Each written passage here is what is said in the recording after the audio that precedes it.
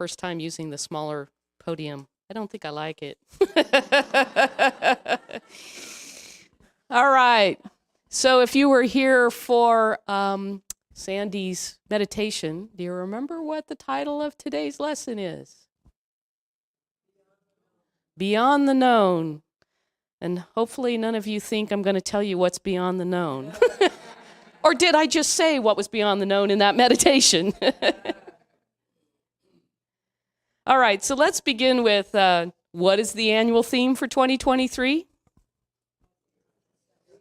Be your authentic and true self. And on our bookmark for July and August, we were reading the book called Beyond the Known, Realization. So that's a lot of where the materials come from, but some other places too. Of course, today is September, and so we are starting with Brene Brown's Atlas of the Heart. And if you haven't read this yet, it's a great opportunity to dive in. And then practitioners John Boyle and Julie Fisher, starting in October, will begin a class using and reading together the Atlas of the Heart. But today, so my next lesson will focus on that, but today I'm focused on the book Beyond the Known. Now, this book was published in 2019. There's actually 3 of them that go together, and so the second one was published in 2020, and the next one in 2021. But of course, Paul Selig didn't start there. Then he started another trilogy. So let me ask, how many people have actually read the book or are reading the book? All right, just maybe 10 or less. All right. What would you say about it? Enlightening. Life-changing. Anybody else? It's, you might say it's today's language of science of mind because truth is truth, right? And in my opinion, does a really good job layer by layer sharing with you how to embody I am the one within you. I know you haven't been told that, since you were 1, 2, or 8 years old, as Tori's daughter may share wisdom, because, sometimes we think as parents that we may know better, but my kids are adult kids, and so I love asking them questions. I love learning from them how they see the world, because, of course, they grew up in a different time, different pace, different set of tools, different knowledge. I mean, quantum physics to them is not that they, know it in science, but they understand the principles because it's been spoken about so many times. Where for those of us who, before quantum physics was a theory, trying to take that in and adapt that is our challenge, to learn that. So let me begin with, by the way, I am starting to work on next year's bookmark.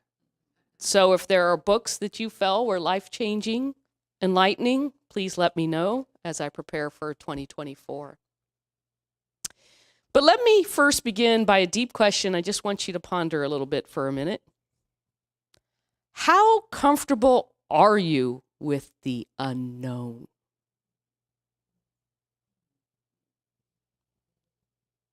On a daily basis, how comfortable are you with the unknown?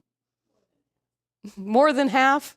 Julie's shaking her head like, So, there's many of us who, we like to be in control of our day and have a plan and know what we're living by. And then when the plan doesn't happen,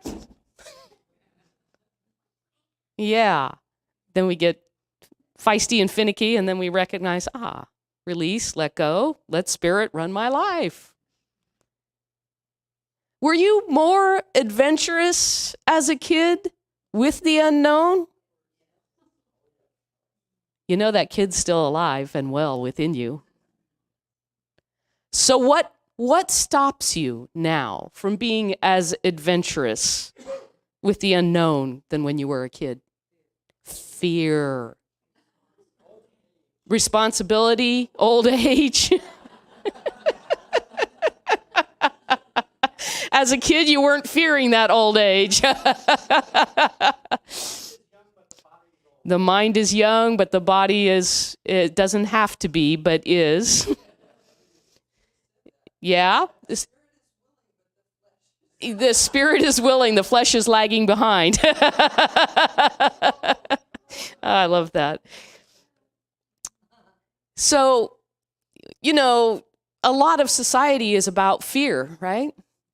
I mean, when you read the news, isn't that what they're stirring up? And I always keep asking myself, even though I think I know what the answer is, but maybe I don't. Why? Why do we sell such bad news? It makes money. And how come good news doesn't make as much money? And how come we don't have the equivalent to, okay, here's the bad news of the day. Okay, here's the good news of the day. Because it doesn't sell. Is that why we're here? We want at least a balance, if not more than a balance. So fear is being sold to us. And I was talking with somebody about, in my younger days, yes, I read a newspaper once a day. So how old was the news? At least a day, right? Because the journalists had to write it, then they had to typeset it, and then they had to print it, and then they had to deliver it before I actually read it. Okay, so maybe even if I spent an hour, it was an hour. And of course, it had mixed in it, comics, make me laugh, news, worldly news, maybe things I didn't know about. But what's today like? 24 hours a day, constant news of things that are going on in the world, and because the bad news sells, of constant bad news. Now, I have family members, and I have heard people say that the story was that there were an older generation who was constantly watching the news and just cranky. And so the middle-aged adults decided that they were going to put parental controls on their parents' TV. And the older generation didn't know what was going on. They couldn't get the channels they were getting before, but they kept watching TV, and lo and behold, they weren't so cranky. Interesting, isn't it? May have planted some ideas. I would love to do that with my dad. But the thing that, that I realize is there are always things going on in the world, and there always has been things going on in the world, but it wasn't 24 hours a day. Let me tell you all the bad news. So it begins with choice of and being conscious of, I don't want to stick my head in the ground. I want to see the news. But I'm not going to read it all day long. When am I going to read it? And when I read it, remind myself that I know that there is a greater truth. And the greater truth is being revealed through those things that we don't like. Contrast does teach us. I don't want that. I want more peace. I don't want that. I want more truth. I don't want that. I know that I am love. I know that you are love, even if sometimes behavior does not show that they are love. And it is up to us and our challenge. And whether we're talking Jesus or Muhammad or Moses, we all know that there is a power and a presence that is living with us, and we have always had the choice of where we focus ourselves. And where we focus ourselves, what happens? We see more of it. It expands. Why? Because quantum physics says that the observer makes a difference on what you're observing. So it comes to not just a daily choice, a minute-by-minute choice of what you're choosing to focus on. All right. I'm going to add a little bit to this, sort of like continuing to build. Can I ask Scarlett to show the knowledge matrix? So what you see here is knowledge is across the top, awareness is along the side, and that first upper left box is things that you know you know. Do you know how to drive? Yep. What else do you know? Lots of things that you do on a daily basis, right? Okay. To the right is things you know that you don't know. I don't know Japanese. I don't know how to fly a jet. Are there lots of things that you know you don't know? Yeah. I work at a university. All of those disciplines and all of the information, I could study for a lifetime and never know all of that. So we know that that is big and vast. Bottom left, things you don't know that you know. That perplexed me when I first read that. But let's pretend that your career for 20 years has been in marketing and you start talking to somebody else and then you start mentioning A/B testing and the other person's like, huh? There are things that as you connect with people that you don't realize that you may have learned when you were young that they didn't learn when they were young. There are many things in your subconscious mind that you gained in your life's experience that maybe you can't recall in your conscious memory, but lives with you as an experience. Okay, subconscious. So things you don't know that you know. And then the last category, things that you don't know that you don't know. What do you know about that? I don't know. All right, now I'll go to the next slide. The matrix makes it seem like they're all equivalent. But there are many personal development workshops, and I really couldn't find the great graphic that I wanted. That is basically, and it's not even these percentages, but the slices and portions sort of are relevant too. We're lucky if we even know 5%. I don't even think that's real. It's maybe 0.005%. Then there's a portion of what we know we don't know. Again, as I use the university as an example, wow, there's so many subjects that could be learned. And then for the bottom two, I would say it's not just we don't know what we don't know, but also we don't know what we do know. We don't know what we do know. The things within us that you already know, maybe by the vibration of your being, you know when you're not safe. Right? There are things that you might know in your gut, but you don't really know in your mind. It's a vibration. It's a feeling. And therefore, the largest part is beyond the known. The largest part is beyond the known. So, if you're afraid of the unknown, wow! Look at everything that would be possible to know. So, I know it's easy when we do science of mind treatment to talk about the infinite, the limitless. Our imagination is limitless. But we choose to stay in that little slice of a pie and say, it's a good life. Now, nothing wrong with that. But the more you limit yourself, the more you're limiting in that slim space when there is so much more to explore. What was the name of that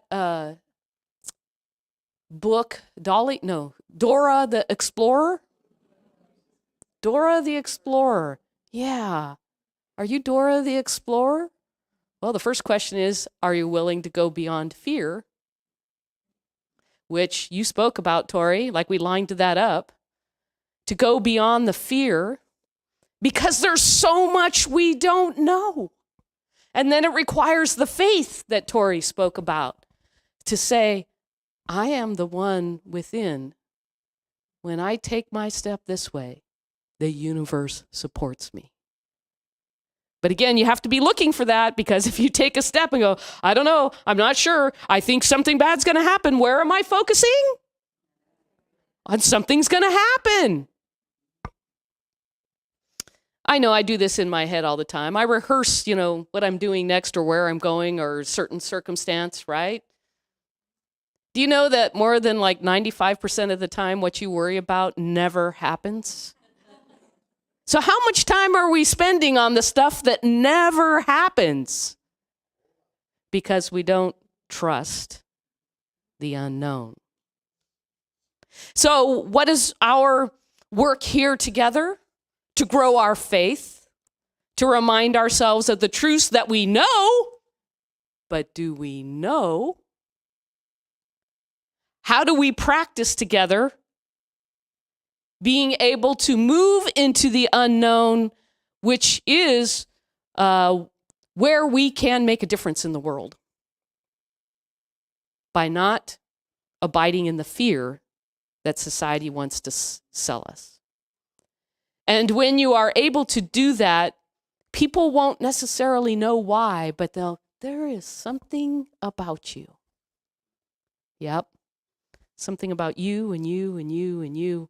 When you're looking for it, when you're living the love that is within you, when you're living that light, people will notice, but they won't really know what it is.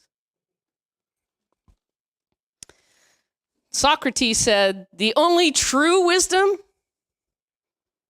is knowing that you know nothing. Like I said, 0.0005 based on what's possible. Now, to take Socrates' words and add the sort of like the supplemental to that is, you can't learn anything if you think you already know it. What does that mean? That means, again, we have to be conscious of opening our heart and minds, that there is a lot more that we don't know, that Spirit wants to share with us, but we may be closed down to what Spirit has for us. So we always want to try to work at keeping an open mind and an open heart to learn something new, to be curious, to inquire, to ask open-ended questions, like I did at the beginning of the lesson, to take diverse perspectives on any particular situation, and to be comfortable with ambiguity. So I go back to the question, how many of you are uncomfortable with the unknown? There's a book by Adam Grant, I haven't read it yet, called Think Again, The Power of Knowing What You Don't Know. I'm like, oh, I got to read that book right now. And a quote from that book is, in our rapidly changing world, we need the ability to rethink and unlearn. Well, Kathy, you just told me that we barely know 0.005, and now you're going to tell me we need to unlearn what we learned? Today's society sees disagreement as a threat to our egos rather than an opportunity to learn. Today's society sees disagreement as a threat to our egos rather than an opportunity to learn. Because we don't inquire, we just immediately want to turn around and tell you that's not the way it is.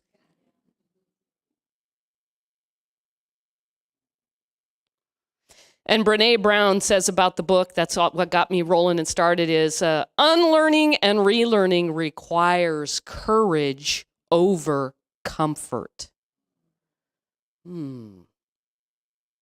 Courage over comfort. Practicing courage. Courage to be open to that which is beyond your known.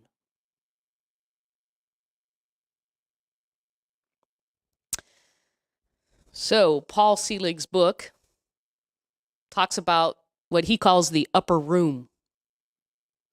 Now, the way I've been imagining the upper room is with this metaphor.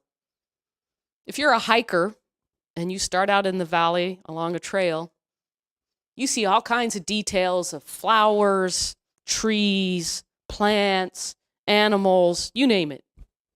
There's plenty to see. But as the hiker makes their way up to the top of the mountain, what do they see when they get to the top of the mountain? The bigger picture. That's the upper room. That's beyond the details of daily life, which we can spend the rest of our life manipulating in the realms of the physical form that we are and that happens in our life. Or we can go up the mountain and we can understand that everybody is love, even when the behavior to you doesn't seem like it's love. You can still know the truth about each individual. And God, love, is in each individual, or they would just dissipate. They wouldn't be here. At the basis of all of our cells is the infinite presence, the love that lives, that gives, and gives of itself endlessly.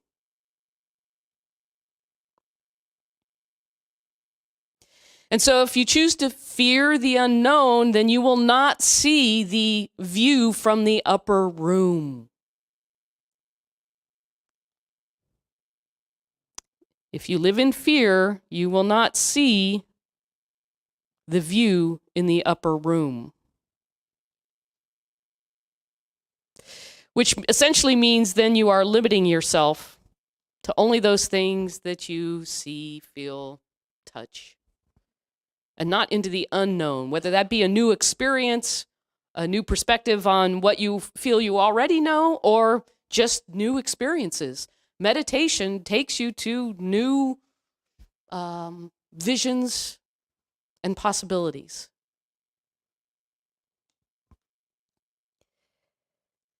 So if you fear the unknown or don't seek the unknown, then you are limiting yourself to infinite possibilities and will stay small. But if you reclaim the truth of who you truly are, which is not that small self, you will know your truth. You will know the divinity within you. And hence you will live in the upper room of infinite possibilities. And when you get there, you actually then live your life's purpose in love and joy. I happened to show up this morning. This is how spirit works in the Science of Mind magazine. Living on purpose is a full-time job. It requires asking ourselves regularly whether the life we're living is the life we want. Is this life serving your higher purpose? It's easy to go on automatic pilot when we believe we're on the right track. And yet, the track can change while we blindly keep going until our awareness that something isn't right comes into focus. So in Beyond the Known, you learn that I like how he puts it this way. Many of us are looking at yesterday's menu and expecting that food today. We're looking at yesterday's menu and expecting that food today. You may have made a decision yesterday, but today you may make a different decision about the same circumstance. Because things are rapidly changing, and it's always been that way. Maybe it just becomes more vivid to us now. Things are always changing. And yet we will, because we're on autopilot, make the same choice. The choice to fall asleep versus become aware of the choice of what you want to see in the world, not the news.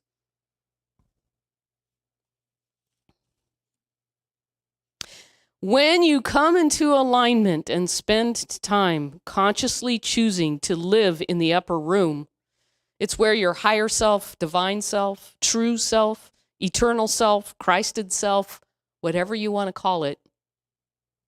In the upper room, you will see anew. Even old circumstances, you will see anew. I did like in the book where he had a lot of affirmations. I know who I am in truth. I know who I serve in truth. I have come to the upper room.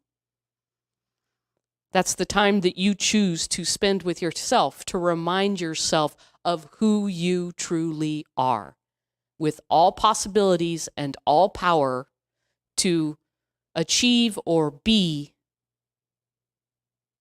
that which you can imagine. Meditation provides this place of listening. You are connected to one mind. We are all one. And all of that stuff beyond the known can be made known to you should you choose to sit and listen and remind yourself, I am the one within. Divine presence is the one within me. I am divine. I am all powerful. I am all knowing because that power and presence is within me. And you will know when you're trying to do it from your little human mind versus when you are in alignment with the feeling and the knowing, the connection of the presence within you.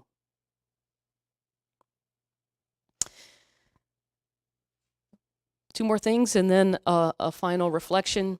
In the upper room, you get to choose what you want to see in each moment. So choose the courage to see beyond. And you get to move yourself into position to receive whatever you claim in the upper room. Because you don't have this other stuff in the way. You gain clarity. You line up with the power, the presence, the spirit, whatever you call it, your higher self. And when you move yourself to that vibration, then you actually see the results. Because the results are already here. All possibilities are already present. We have just not aligned ourselves to see it and feel it. But we have to become conscious and make a choice that this is what we want to do, to be, to have. Now, many of the things that I spoke about regarding Paul Selig, of course, line up with the Science of Mind. And the Science of Mind textbook, so many of you know this textbook. There are the first 4 parts of the book speak to the principles of the science of mind. And then in the 5th part, he actually called it a general summary. And I'm like, oh, this would be really good. And then it was like 30 pages long. And that's Dr. Ernest Holmes' summary.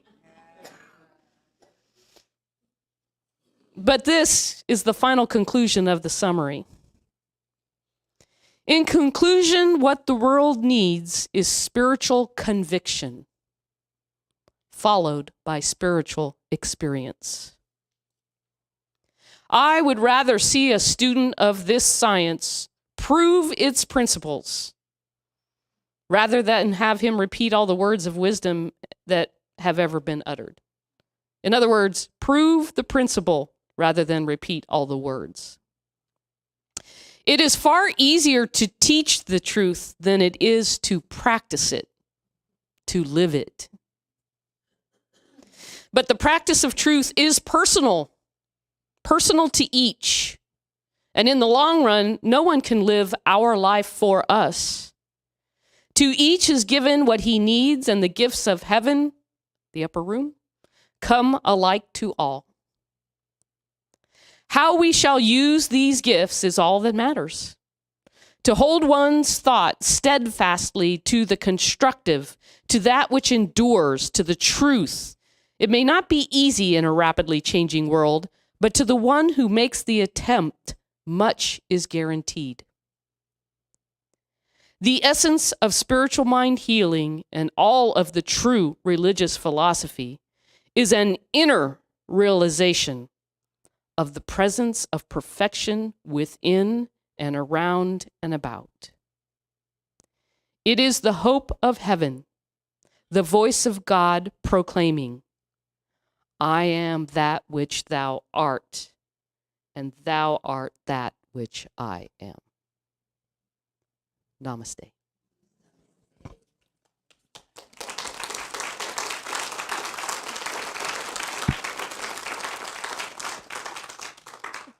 Can I have, that picture. Does this picture feel like, yes, the infinite and limitless?